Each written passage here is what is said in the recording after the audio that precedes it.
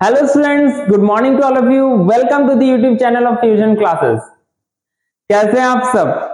I hope सब कोई अच्छे होंगे और मन लगा के क्लासेस कर रहे होंगे। तो चलिए हम लोग ग्रेजुएशन के सीरीज को आगे बढ़ाते हैं और एटॉमिक स्ट्रक्चर में हम लोग नेक्स्ट लेक्चर की ओर बढ़ते हैं, जिसमें आप लोग का नेक्स्ट लेक्चर है वेव मैकेनिकल मॉडल। अब ये जो वेव मैकेनिकल मॉडल ये क्या है, ये सारे पे हम लोग डिटेल डिस्कशन करेंगे इस सीरीज पे, बट पूरा कवर करना एक क्लास में मुश्किल है, तो हम लोग दो क्लासेस में इसको कवर करेंगे। जैसे कि हम लोग को पता है, इससे पहले जो बोर एटॉमिक मॉडल पढ़े थे उसमें हम लोग एटम में जो एटम के अंदर इलेक्ट्रॉन है उसको हम लोग पार्टिकल मान के सारा चीज काम कर रहे थे। ठीक है, तो बेसिकली इसी चीज को थोड़ा सा चेंज करना है। इसमें हम लोग कवर करेंगे modern concept of structure of atom या एटॉमिक स्ट्रक्चर। इस चीज को ओवरकम करने के लिए, ड्रॉबैक ऑफ किसके, बोर को ओवरकम करने के लिए दो थ्योरी बहुत जोरों से आगे आई, जिसमें से एक था de Broglie's hypothesis, de Broglie का हाइपोथेसिस, और दूसरा था हाइजेनबर्ग अनसर्टेनिटी प्रिंसिपल। भाई ये दो थ्योरी बहुत बहुत बहुत इंपॉर्टेंट और गारंटी है हर यूनिवर्सिटी के एग्जाम का, ये दो में से एक एकदम हिट टॉपिक रहता है। ठीक है, तो हम लोग इसको डिटेल में हम लोग डिस्कशन करेंगे। तो सबसे पहले जो हम लोग स्टार्ट कर रहे हैं वो है de Broglie hypothesis. Let's move. De Broglie का क्या कहना था? डी ब्रॉगली का कहना था कि यूनिवर्स में जितने भी मैटर्स हैं, मैटर्स किसको बोलते हैं, जिसके पास अपना मास होता है और जो बेसिकली वॉल्यूम ऑक्युपाई करता है, जितने भी यूनिवर्स में मैटर है ना, सबके पास डुअल कैरेक्टर होता है। डुअल कैरेक्टर हम लोग इंसान वाला नहीं, इसके साथ रहे तो इसका, उसके साथ रहे तो उसका, that is not the dual character. ये डुअल कैरेक्टर है नेचर ऑफ मूवमेंट। भाई एक पार्टिकल, जैसे एक बॉल ले लिए, बॉल को जब भी तुम फेंकोगे तो ऑब्वियस सी बात है वो स्ट्रेट मूव करेगा। हाँ, कभी कभी स्विंग कर जाएगा, ऐसे होगा, पर यहां पे हम लोग जो बात करेंगे वो है दो कैरेक्टर, दैट इज एक पार्टिकल और दूसरा वेव। सर ये वेव कैरेक्टर क्या होता है? तो वैसा कोई भी स्पीसीज जो इस फॉर्म में मूव करे, इस फॉर्म में, ये सारा क्या होगा, वेव कैरेक्टर का पार्ट हो जाएगा। अब वेव जहां आएगा वहां वेवलेंथ भी आएगा, एकदम लाजमी सी बात है, वेव है तो वेवलेंथ है। तो डी ब्रॉगली का हाइपोथेसिस, हाइपोथेसिस का मतलब क्या होता है, वो उसका एक ये क्या था, मतलब कि ऑब्जर्वेशन बेस्ड था। ठीक है, इसीलिए इसको हाइपोथेसिस बोला गया। ये परफेक्ट थ्योरी नहीं था क्योंकि इसका पूरा एकदम परफेक्ट कहीं पे प्रूफ के साथ बात नहीं किया गया। ठीक है, तो इसी चीज को de Broglie suggest that as light, even light भी, लाइट के पास भी डुअल नेचर होता है। ठीक है, even as just as light all microscopic matters such as atom, molecule, electron, proton etc have dual character, that is wave and particle। Dual character होता है वेव और पार्टिकल। क्लियर? अगर हम लोग शॉर्ट में बात करें, इसका मतलब क्या, डी ब्रॉगली बोल रहा है कि all matters possess dual characteristic. जितने भी मैटर्स है सबके पास डुअल कैरेक्टरिस्टिक्स होते हैं। ऐसा नहीं कि इसके पास होता है उसके पास नहीं, सारे के पास डुअल कैरेक्टरिस्टिक्स होते हैं। ठीक है, इसी को वो मैथमेटिकली थोड़ा सा बताने की कोशिश किया। वो बोला कि जो वेवलेंथ होता है ना, चूंकि दोनों कैरेक्टर होता है, वेव भी कैरेक्टर, तो वेव कैरेक्टर से वेवलेंथ आ जाएगा, और दूसरा क्या है, मोमेंटम। चूंकि पार्टिकल भी हम लोग ले रहे हैं तो दोनों के बीच में एक रिलेशन बैठाना पड़ेगा ना, मास और मोमेंट, मास और वेवलेंथ के बीच में। तो वो बोला कि भाई वेवलेंथ जो होता है ना वो इनवर्सली प्रोपोर्शनल टू मोमेंटम होता है, that is lambda equal to h upon mv। अब भाई सबके दिमाग में ये आया कि हम क्यों मान ले ये वाला फॉर्मूला को, डी ब्रॉगली तो हाइपोथेसिस दिया था, क्यों माने, इसका कोई जस्टिफिकेशन है क्या? एकदम है, इसका जस्टिफिकेशन है। जरा सा इस चीज को ऑब्जर्व करते हैं, देखो। तो इसी चीज को यहां पे देखेंगे, derivation of de Broglie's relationship. तो डी ब्रॉगली बोला कि अगर किसी के पास वेव और पार्टिकल दोनों होगा तो वेव नेचर तो सबसे पहले प्लांक्स दिया था, E equal to H nu, Planck's quantum theory से। और पार्टिकल मतलब मास और एनर्जी का रिलेशनशिप कौन दिया था? आइंस्टीन दिया था, सबसे famous, one of the famous equation E equal to mc square, जिसके कारण आइंस्टीन को नोबेल प्राइज भी मिला। तो वो क्या बोला कि अगर कोई मैटर है, जैसे फोटोन, लाइट ही है, लाइट का एनर्जी क्या है, E equal to H nu, और चूंकि लाइट है तो उसके पास एनर्जी है, तो उसमें एक पार्टिकल नेचर भी है, पार्टिकल नेचर के कारण क्या हो, E equal to M C square. तो चूंकि है दोनों लाइट ही, दोनों क्या है, लाइट ही है, तो दोनों के एनर्जी को हम क्या कर दें, इक्वेट कर देते हैं। तो वही इक्वेशन 1 2 को लेके चल गए, तो बोले H nu equal to M C square. Clear. और हम लोग को पता है nu equal to C by lambda, nu equal to C by lambda pattern है, सबको जानते हो, nu equal to C by lambda. तो सीधा सीधा हम उठा के क्या कर दिए, इसको पेस्ट कर दिए इसमें, nu equal to C by lambda, तो सी बाई लैम्डा, तो lambda equal to H upon M C आया। अब यहां पे सबको पता है लैम्डा क्या है, वेवलेंथ है, एच क्या है, प्लैंक्स कांस्टेंट है, एम क्या है, मास ऑफ फोटोन, चूंकि लाइट है तो फोटोन, और सी क्या है, velocity of light. De Broglie बोला कि इसी को थोड़ा सा अगर हम एक्सटेंड करें, और जहां पे वेलोसिटी ऑफ लाइट ले रहे हैं, अगर वेलोसिटी किसी भी सब्सटेंस का ले, मैटर का ले, फिर भी हम लोग इस इक्वेशन को सही साबित कर सकते हैं, और यही चीज वो किया भी। The equation is valid for photon, पहले वाला। तो de Broglie suggested that on substituting the mass of the particle m and its velocity v in place of velocity of light c, the equation can also be applied to material particles। मतलब यही equation matters के लिए भी applicable हो सकता है, और वो इसको बड़े अच्छे से इस तरह से इक्वेट कर दिया। अब यहाँ पे सबका वैल्यू पता है, lambda wavelength, mass of matter, velocity of matter, speed of light, Planck's constant, ये, और इसी इक्वेशन को हम लोग क्या बोले, डी ब्रॉगलीज इक्वेशन। क्या मेरी बात यहां तक समझ में आया? तो उसका मेन मकसद क्या था कि दोनों डुअल नेचर को शो करने का। क्लियर। चलो आगे बढ़ते हैं, नेक्स्ट। अब आते हैं कि भाई ये तो हाइपोथेसिस था, वो अपने समझ से, क्योंकि अभी देखे भी कि भाई अगर हम लोग सी को वी से रिप्लेस कर देते हैं, है ना, वो तो सारा चीज हाइपोथेटिकली किया। अब इसी को जस्टिफिकेशन के लिए सब साइंटिस्ट बोला कि भाई ठीक है, अगर डी ब्रॉगली का कहना सही है, जरा इसको जस्टिफाई कर दो। तो उसको एक्सपेरिमेंटली वेरिफिकेशन करने के लिए दो साइंटिस्ट आया, जो बेसिकली एक बार वेव नेचर को बताया और एक बार पार्टिकल नेचर को। जो वेव नेचर को बताया था उसका नाम था डेविसन जर्मर। दो साइंटिस्ट था, डेविसन और जर्मर। ये दोनों मिलके डी ब्रॉगली के थ्योरी को थोड़ा सा बोला कि नहीं, डी ब्रॉगली जो बोला है ना एकदम सही बोला है, उसका मैं एक्सपेरिमेंटल वेरिफिकेशन देता हूं। तो वो क्या किया, कुछ बीम ऑफ इलेक्ट्रॉन्स लिया, ठीक है, कहीं से इलेक्ट्रॉन का बीम लिया जहां से इलेक्ट्रॉन इजीली रिलीज हो सके, और उसको गोल्ड फॉइल से क्या कर दिया, पास करा दिया। गोल्ड फॉइल से क्या किया, पास कराया। तो ऑब्वियस है गोल्ड फॉइल के अंदर भी तो बहुत इलेक्ट्रॉन्स है, गोल्ड क्या है, एटम ही तो है, उसके अंदर भी बहुत सारे इलेक्ट्रॉन्स है। तो जैसे ही ये इलेक्ट्रॉन्स इस गोल्ड फॉइल से पास किया, वो क्या किया, स्कैटर कर दिया। देखो छितरा गया ना। और ये जो स्कैटर्ड था ना, ये स्कैटर्ड जो गोल्ड फॉइल से जो इलेक्ट्रॉन स्कैटर्ड हुआ था, उसको एक फोटोग्राफिक प्लेट पे लिया गया। ये फोटोग्राफिक प्लेट है, ये जो है ना प्लेट रेक्टेंगुलर, ये फोटोग्राफिक प्लेट है। जब इस फोटोग्राफिक प्लेट को देखा गया ना, ऑब्जर्व किया गया, तो एक कमाल का चीज दिखा।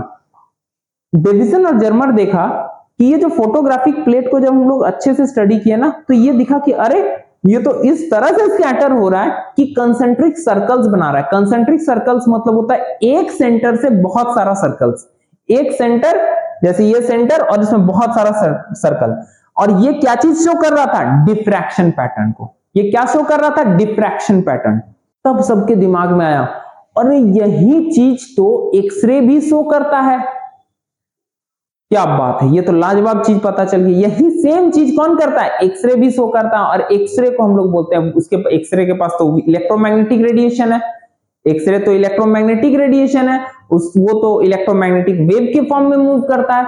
तो जब एक्सरे के पास भी डिफ्रैक्शन पैटर्न होते हुए वो वेव के फॉर्म में चल रहा है, तो ऑब्वियस सी बात है, ये जो इलेक्ट्रॉन है, इसके पास भी पक्का वेव नेचर है। तभी तो एक्सरे जैसा बिहेव कर रहा है। जैसे एक्सरे का डिफ्रैक्शन पैटर्न था, इलेक्ट्रॉन का भी डिफ्रैक्शन पैटर्न है। तो यहां से डिविजन और जर्मर शो कर दिया कि भाई जो इलेक्ट्रॉन है उसके पास वेव नेचर है। ऐसा नहीं कि उसके पास वेव नेचर नहीं है जो पार्टिकल है।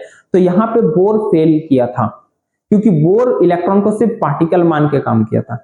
और ये प्रूव कर दिया डेविसन जर्मर अपने एक्सपेरिमेंट से कि इलेक्ट्रॉन के पास वेव नेचर भी है। क्या यहां तक सबको समझ में आ गया? आगे बढ़ा जाए। चलो लेट्स मूव। भाई नेक्स्ट आता है पार्टिकल नेचर।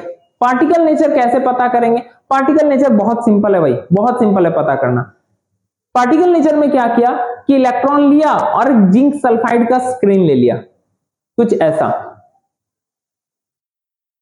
एक जिंक सल्फाइड का स्क्रीन लिया, ठीक है, और इलेक्ट्रॉन ले लिया। ये इलेक्ट्रॉन है, मान लो मेरे हाथ में ये इलेक्ट्रॉन है और ये जिंक सल्फाइड का स्क्रीन है। ध्यान देना, तुम देखो तुमको स्पॉट्स दिख रहे होंगे, स्पॉट्स दिख रहे होंगे ना। और स्पॉट कब आता है? जब किसी के पास मास रहता है, वो मास से स्ट्राइक किया, जैसे स्ट्राइक करेगा उसके पास एक स्पॉट आएगा। इसको बोलते हैं हम लोग सिंटिलेशन। इसको क्या बोलते हैं? सिंटिलेशन। क्लियर? मेरी बात सबको समझ में आ रही है? इसी को हम लोग क्या बोलते हैं? सिंटिलेशन। और जब कोई भी स्पीसीज सिंटिलेशन वाला प्रॉपर्टी शो करता है, मतलब उसके पास पार्टिकल नेचर है। सिंपल सा बात है ना, बॉल ले लो, क्रिकेट का बॉल है, मान लो कभी कहीं पे बहुत कस के लग गया तो वहां पे लाल दाग होता है ना, स्पॉट आ जाता है ना। तो उसी तरह से स्पॉट तभी आएगा, क्यों? क्योंकि क्रिकेट बॉल के पास मास है, उसके पास वजन है, मास है, इसीलिए आता है। तो उसी तरह इससे क्या शो हो गया कि पार्टिकल नेचर भी इलेक्ट्रॉन के पास प्रेजेंट है। पार्टिकल नेचर भी इलेक्ट्रॉन के पास प्रेजेंट है। चलो, तो ये दोनों नेचर को प्रूव कर दिया। इसका मतलब एक बड़ा, बहुत बड़ा एरा का स्टार्टिंग हुआ। यहां से एक बहुत बड़ा एरा का स्टार्टिंग हुआ, क्योंकि इलेक्ट्रॉन के पास डुअल नेचर है। ये इंफॉर्मेशन बहुत बड़ा भूचाल ला दिया केमिस्ट्री के फील्ड में। बहुत सारे रास्ते यहां से खुल गए। आई बात समझ में? तो चलो आगे हम लोग बात करते हैं। अब ये बात बड़ा दिक्कत है कि भाई नेचर में तो भाई इलेक्ट्रॉन भी है और आदमी भी है। भाई सबके पास अगर वेव नेचर है तो हम लोग भी तो वेव की तरह ऐसे ऐसे चलना चाहिए था, पर हम लोग तो सीधा चलते हैं। तो डी ब्रॉगली बोला, रुक जा मेरे प्यारे बच्चों, मेरे प्यारे भाई, रुक जा। हम लोग दो केस लेंगे, एक बार एक मैक्रोस्कोपिक स्पीसीज ले लेंगे और एक बार एक माइक्रोस्कोपिक स्पीसीज। वेलोसिटी को हम लोग कांस्टेंट ले लेंगे, बहुत ज्यादा किसके बराबर होगा? लाइट से ज्यादा वेलोसिटी पॉसिबल है नहीं।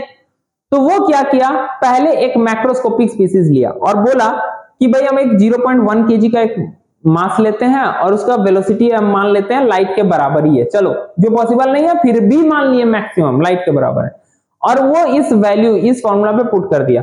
जैसे ही पुट किया ना, जो वेवलेंथ है वो देखो कितना आया, 2.209 इंटू 10⁻⁻41 मीटर। क्या मेरी बात सबको समझ में आ रही है? इतना आ गया। जब इतना वेवलेंथ आ गया, भाई ये तो नेग्लिजिबल है। और वेवलेंथ किसका पार्ट है? वेव का। वेवलेंथ किसका पार्ट है? वेव का। चूंकि ये नेग्लिजिबल है, ध्यान से सुनना, चूंकि ये वैल्यू नेग्लिजिबल है तो ऑब्वियस सी बात है वेव कैरेक्टर तो आ ही नहीं सकता। इसका मतलब जो मैक्रोस्कोपिक स्पीसीज है, जिसके पास मास है, उसके पास कभी भी वेव कैरेक्टर नहीं आ सकता। उसके पास आ नहीं सकता, नहीं, बहुत कम है, नेग्लिजिबल है। उसके पास मेजॉरिटी क्या है? इसके पास मेजॉरिटी क्या है? पार्टिकल। समझ में आई बात? क्यों? क्योंकि भाई वेवलेंथ बहुत ज्यादा, बहुत कम है, सॉरी बहुत कम है। चलो नेक्स्ट आते हैं, केस 2 लेते हैं। केस 2 में क्या किया? एक माइक्रोस्कोपिक स्पीसीज ले लिए। केस 2 में क्या किया? एक माइक्रोस्कोपिक स्पीसीज ले लिए। अब जैसे इलेक्ट्रॉन, ठीक है, और इलेक्ट्रॉन के बेसिकली उसमें क्या किया? वेलोसिटी ऑफ लाइट ले लिए। वेलोसिटी ऑफ लाइट जैसे लिए तो वो वैल्यू कितना आया? सेम कैलकुलेशन से वो वैल्यू कितना है? इतना। और ये कैलकुलेटिव है। इसका मतलब क्या आया कि जो माइक्रोस्कोपिक स्पीसीज है, ठीक है, उसके पास क्या, कौन सा प्रॉपर्टी रहता है? वेव प्रॉपर्टी डोमिनेट करता है। इसका मतलब ये नहीं उसके पास पार्टिकल नहीं है, बट डोमिनेट कोई एक ही कर सकता है, दोनों एक साथ डोमिनेट नहीं कर सकता है। तो माइक्रोस्कोपिक के केस में वेव कैरेक्टर डोमिनेट किया और मैक्रो के केस में पार्टिकल कैरेक्टर डोमिनेट किया। तो यहां से ये हो गया हम लोग का सिग्निफिकेंस डी ब्रॉगली का। नेक्स्ट मूव करते हैं। नेक्स्ट है रिलेशनशिप, किसका किसका? काइनेटिक एनर्जी और वेवलेंथ का। तो बेसिकली काइनेटिक एनर्जी का हम लोग को पता है E = ½ mv² होता है।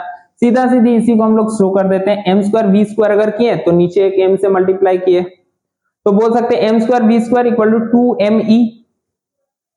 और according to de Broglie lambda = h/mv, तो mv इक्वल टू क्या हो जाएगा? h/λ। तो m² v² = h² /λ²। तो इसको इक्वेशन 1 ले लेते हैं, इसको इक्वेशन 2 लेते हैं। अब देखो दोनों का वैल्यू सेम, तो ये दोनों आपस में इक्वेट हो जाएगा।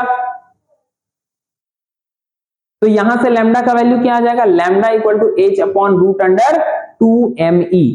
क्या मेरी बात सबको समझ में आया? लैम्डा इक्वल टू क्या आ जाएगा, h upon root under 2me। अब बात आती है, तो हमेशा जरूरी तो नहीं है, कोई हो सकता है कोई चार्ज पार्टिकल घूमे, हो सकता है ना भाई, हमेशा तो जरूरी नहीं है कोई न्यूट्रल पार्टिकल ही घूमते रहे, हो सकता है कोई चार्ज पार्टिकल घूमे। तो उस केस में क्या होगा, तो चार्ज पार्टिकल के पास चार्ज होगा Q, और अगर चार्ज है तो ऑब्वियस है उसके पास कुछ पोटेंशियल डिफरेंस होगा। पोटेंशियल डिफरेंस क्या होगा, V। पोटेंशियल डिफरेंस क्या होगा, V। तो काइनेटिक एनर्जी क्या होगा, Q into V, charge into potential difference. तो बस हम लोग E के जगह Q इंटू V को रख देंगे। तो इस तरह से ध्यान रखना, ये बहुत इंपॉर्टेंट है, ये रिलेशन पे क्वेश्चन आता ही है, कभी कभी डिराइव करने के लिए भी देता है। 3 नंबर का डिराइव एकदम फिक्स है, आता ही है, चाहे बोर्ड में भी हो, 11 के स्टूडेंट्स को भी आता है, और इस पे बहुत क्वेश्चंस जेई या नीट या एडवांस में पूछा गया है, ध्यान रखना इस चीज को। तो चलो आगे बढ़ते हैं। तो इस तरह से रिलेशनशिप देख लिए किसका किसका, काइनेटिक एनर्जी और वेवलेंथ के बीच में, या वेवलेंथ और चार्ज के बीच में, चार्ज पार्टिकल के बीच में भी हो गया। नेक्स्ट आते हैं लास्ट टॉपिक, कि भाई बोर तो बेचारा रो रहा था क्योंकि उसके सारे पोस्टुलेट फेल हो गए। तो डी ब्रॉगली बोला नहीं भाई, सारे तेरे फेल नहीं हुए, तुम बहुत बड़ा एक चीज सही भी बोला था। क्या? तो वो बोला कि जो तुम एंगुलर मोमेंटम वाला पोस्टुलेट जो दिया था, वही सेल्स परमिटेड है जिसका एंगुलर मोमेंटम इंटीग्रल मल्टीपल होता है h अपॉन 2 पाई के। वो वाला तेरा पोस्टुलेट सही था मेरे भाई, मेरे वाले से भी वही आया, डी ब्रॉगली यही बोला बोर को, इसलिए तुम एकदम पूरे गलत नहीं थे, बहुत अच्छा तुम काम किए, इसमें निराश नहीं होना। चलो, तो देखो उसी चीज को बोला कि भाई मान लो इलेक्ट्रॉन, अब तो इलेक्ट्रॉन पार्टिकल जैसा नहीं, कैसा घूमेगा, वेव जैसा, ऐसे ऐसे। इलेक्ट्रॉन कैसे घूम रहा है, वेव के जैसा, ठीक है। अगर इलेक्ट्रॉन वेव के जैसे घूमेगा तो ऑब्वियस सी बात है, इस सेल में कितने वेव है वो डिपेंड करेगा इस सेल का सरकमफियरेंस पे। इस सेल में कितने वेव है किस पे डिपेंड करेगा, इस सेल के सरकमफियरेंस पे। और सरकमफियरेंस क्या होता है, 2 पाई आर। तो 2 pi R equal to N lambda, integral multiple of wavelength, integral multiple of wavelength, ठीक है। ये चीज समझ में। मान लो और भी बड़ा सेल हुआ, सेल का साइज और बड़ा हो गया, तो नंबर ऑफ वेवलेंथ भी क्या होंगे, ज्यादा होंगे, छोटा हो गया, नंबर ऑफ वेवलेंथ भी छोटा होंगे। तो ऑब्वियस सी बात है, circumference is directly proportional to lambda. तो अगर प्रोपोर्शनलिटी को हटाते हैं तो एन लैम्डा, क्लियर। और लैम्डा इक्वल टू क्या होता है, h अपॉन mv। कौन बोला, डी ब्रॉगली। कौन बोला, डी ब्रॉगली। तो दोनों को जब मैच किए तो क्या आया, mvr equal to n h upon 2 pi. यही सेम चीज आया था कब, जब बोर पोस्टुलेट हम लोग पढ़ रहे थे, बोर का सबसे लास्ट पोस्टुलेट था वो, बोर का सबसे लास्ट पोस्टुलेट था, बट था यही चीज। तो आई होप सबको ये चीज समझ में आ गया होगा। क्या ये बात सबको समझ में आए? आज का क्लास में हम लोग complete dual nature of matter हम लोग कवर किए। आई होप किसी को भी कोई भी किसी तरह का डाउट हो तो प्लीज कमेंट सेक्शन में आप लोग पूछ सकते हो, कोई इश्यू नहीं है। कोशिश रहेगा जितना जल्दी हम लोग कमेंट को देख के उसका रिप्लाई करें। अगर क्लासेस अच्छे लग रहे हैं तो प्लीज चैनल को शेयर कीजिए, सब्सक्राइब कीजिए और नोटिफिकेशन बेल को ऑन करके रखिए। और ज्यादा से ज्यादा स्टूडेंट्स को प्लीज चैनल के बारे में बताइए ताकि उन लोगों को भी ये हेल्प हो सके। तब तक के लिए थैंक यू।